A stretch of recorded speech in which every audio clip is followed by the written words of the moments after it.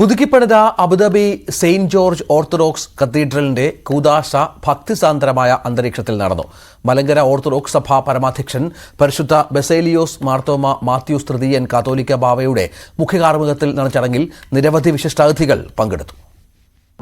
കൊടിമര കൂദാശയ്ക്കും കൊടിയേറ്റിനും ശേഷം ചാപ്പലിൽ നിന്നും ഘോഷയാത്രയായി പുതിയ ദേവാലയത്തിലേക്ക് പ്രവേശിച്ചാണ് സന്ധ്യാ നമസ്കാരവും ദേവാലയ കൂദാശയുടെ ഒന്നാം ഘട്ടവും നടത്തിയത്.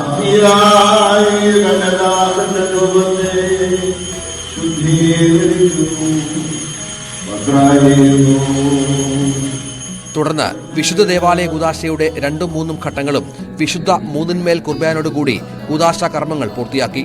ചടങ്ങിൽ കത്തീഡ്രലിനെ ജോർജിയൻ തീർത്ഥാടന കേന്ദ്രമായി പരിശുദ്ധ കാത്തോലിക്ക ബാവ പ്രഖ്യാപിച്ചു.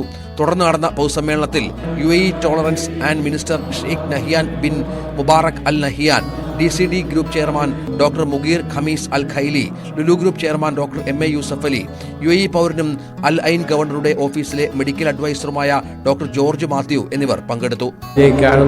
വിശ്വസിക്കുന്നവനാകുന്നു ഞാൻ.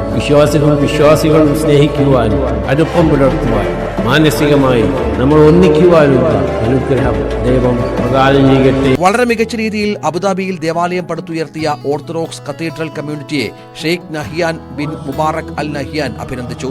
ആയിരക്കണക്കിന് വിശ്വാസികൾ പങ്കെടുത്ത കൂദാശയും പൊതുസമ്മേളനവും കുടുംബസംഗമത്തോടെ സമാപിച്ചു.